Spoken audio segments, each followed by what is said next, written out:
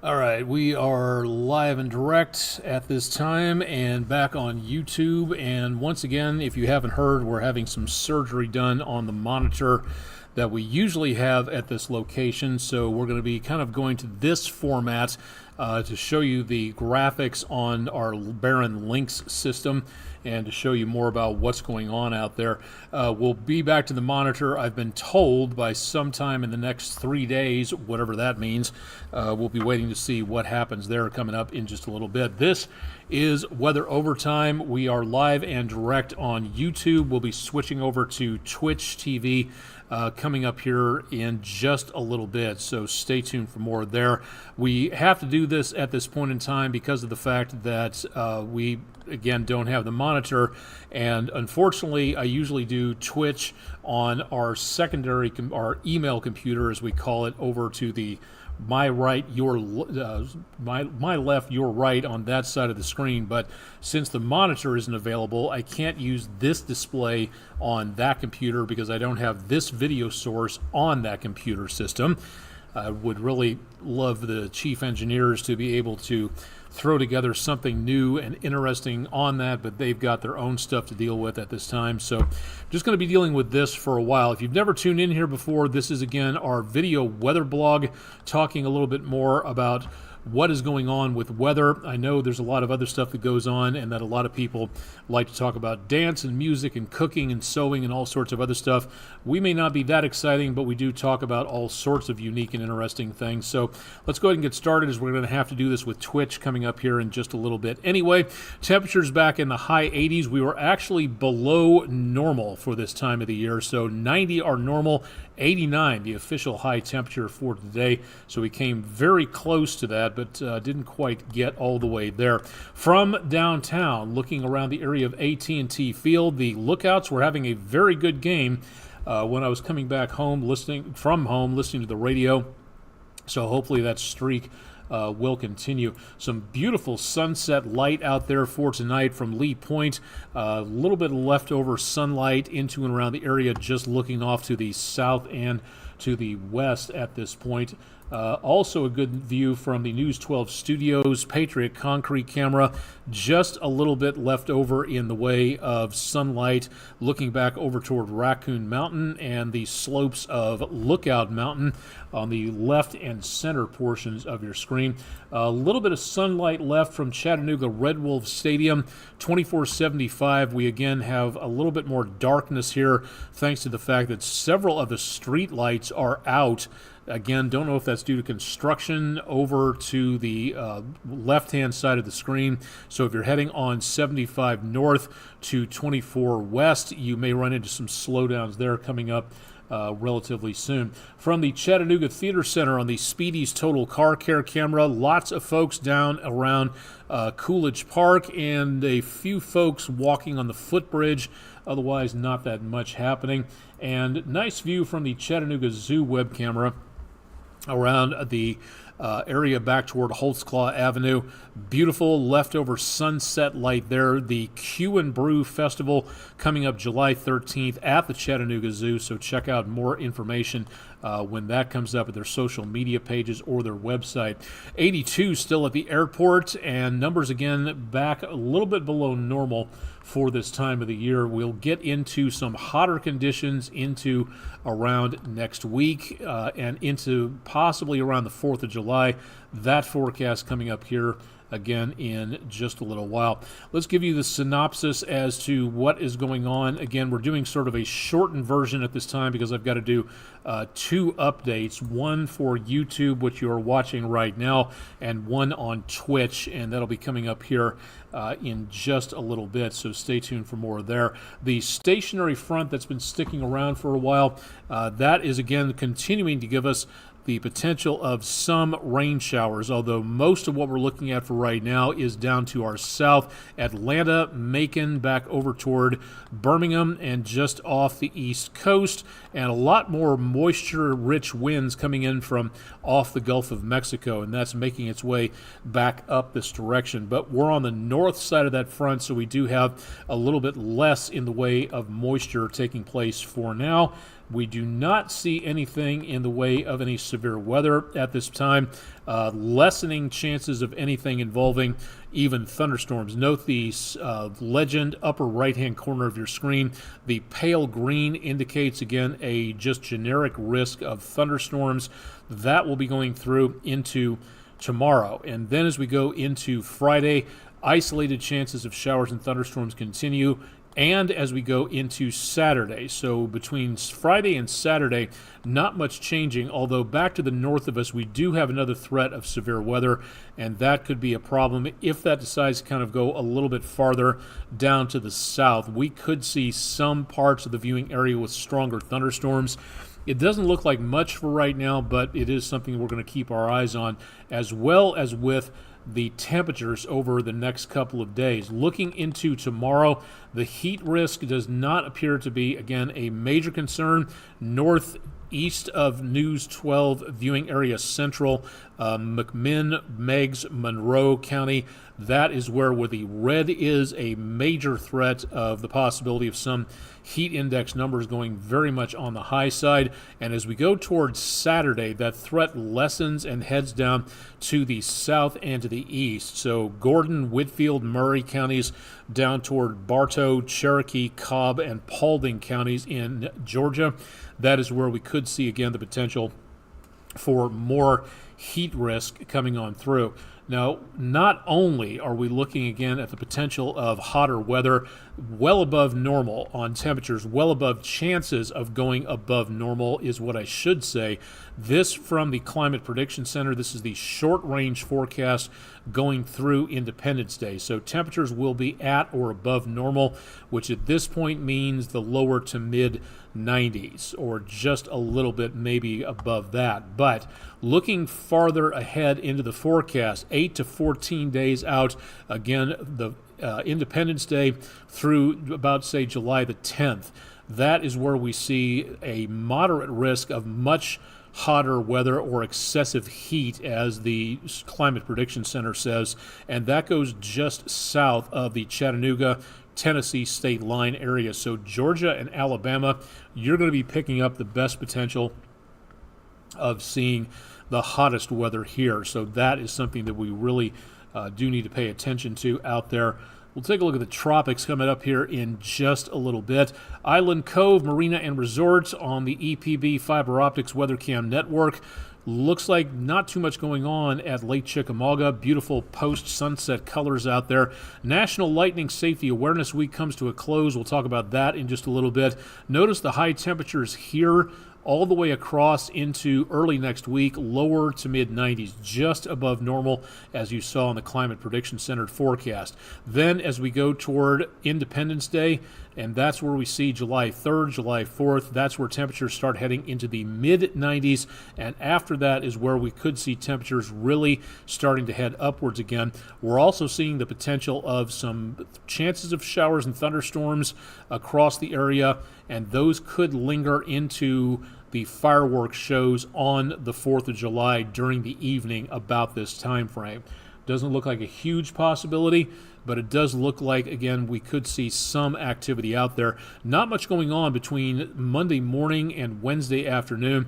That is where we don't see too much of anything really happening. More sunshine, showers, and maybe a thunderstorm return to the area as we go toward Wednesday. So picking up, again, some activity, but it does not look to be a huge threat for now. The chances of severe weather are pretty much null at this point, but it is something that we have to pay attention to at this time of the year. So that is something to really keep an eye on. I should mention, if you're on YouTube, go ahead and hit us up in the chat if you'd like to ask any questions.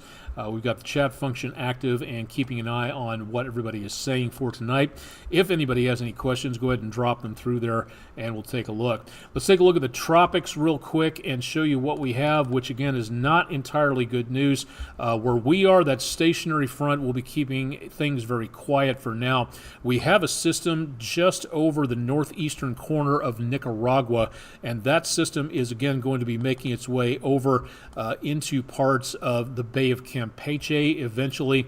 And as it heads in this general direction, that area of low pressure will be tracking over that yellow polygon, which is where the National Hurricane Center thinks about a 30% chance of development in the next couple of days may be possible. Let me just refresh that because those numbers change at about 8 o'clock.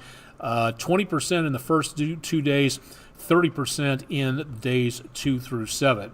Now let's go out a little farther at this time and head over. If my cursor would be willing to agree with me on this, that would help.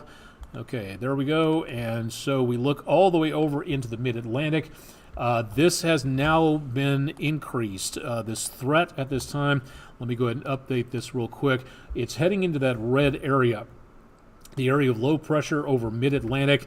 This could become a tropical depression and or a tropical storm in the next couple of days, according to the National Hurricane Center, and we now have a 70% chance of this developing into something in the next 48 hours and the next week or so. If it holds together, heading toward the Lesser Antilles and the Leeward Islands, we could be looking at the potential of a 90% chance of development from this particular cell. Again, expected to move this direction, and if it follows the first couple of storms, it might be making its way over toward where Alberto formed, again in the Bay of Campeche. So that is something we're really going to have to watch.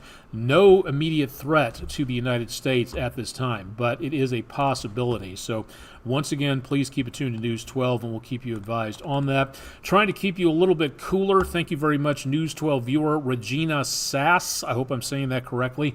From Hickson, Tennessee. Thank you very much for a view of Mount Denali in Alaska. Very nice to see some snow up there.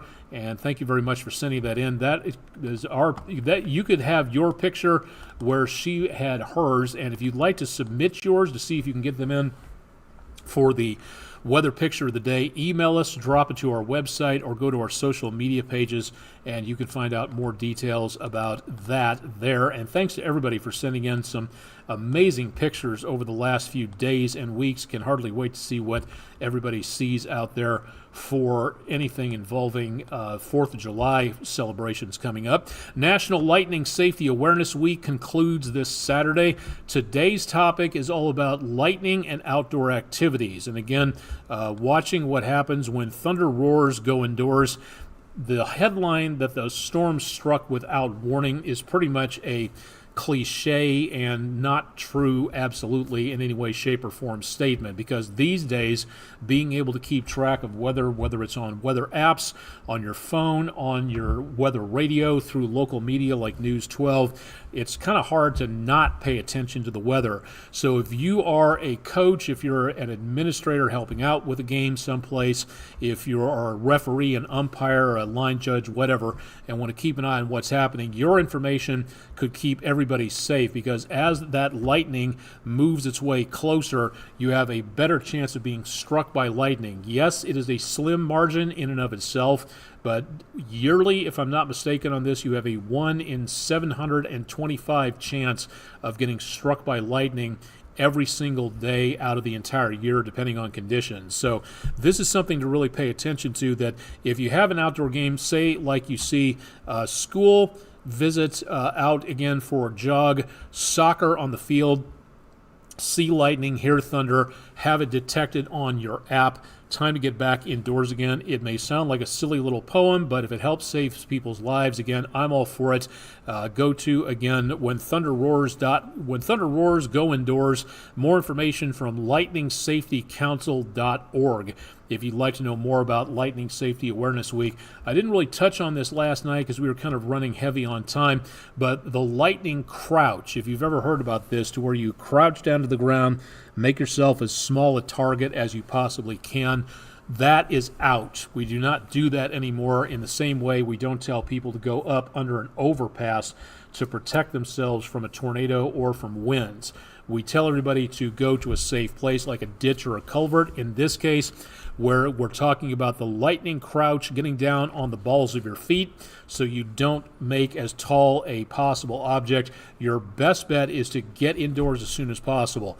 Leave the golf clubs out wherever you can, stow them safely someplace, but get back indoors again and get yourself safe and stay there until that storm has moved 30 miles away, and to make yourself, again, a good opportunity to stay safe out there. Our question of the day from friendandroofing.com on our webpage, wdef.com/vote now, dealt with this topic. So if you'd like to know, again, more about this, please go to our website, again, wdef.com/vote now to take part in that. Again, on the topic of it could be worse, heat is getting worse around the globe, and especially was pretty bad. This has yet to be confirmed as far as I know, but the record warm low temperature for the date in Phoenix, Arizona was set after midnight this morning of 95 degrees. That was the low temperature. Yes, they have very low humidities, but that can be very dangerous in and amongst itself right there. So that is where we see the previous record was 93. That hasn't been broken since 1990. And if you think we're alone in that, we're not. Records are falling each and every single day, and around the world we continue to see new records being set. For today, the record high of 122.5 in Ouargla, Algeria, for the first time ever recorded in the country of Algeria in June, going above the other record high of just about 120. So we're continuing to see these records fall. This is not good news for the climate of our planet, and one more reason why we need to rein in the use of fossil fuels and to try to make certain we do as much as possible when it comes to energy, clean energy, renewable energy. That's something we really need to pay attention to. I think that should do it for tonight. We're going to try to get on Twitch and let everybody know what's going on here in just a little bit, but that should do for the time being. So if you have any questions, let me know. Again, email address at the lower section of your screen at aonic@wdef.com. More of our pages have tons of information on it at wdef.com/weather, and you can catch this weather blog on our weather app. If you'd like to catch it wherever you are, again, you can see where that's listed on the screen right there. That comes up as part of the menu.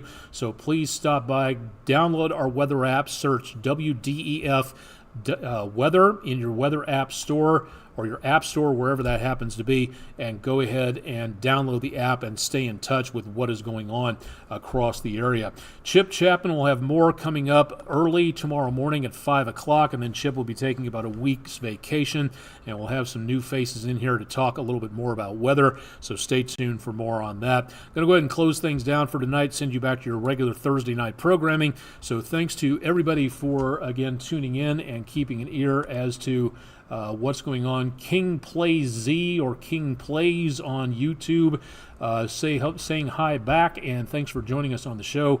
Appreciate you stopping by and saying hello there.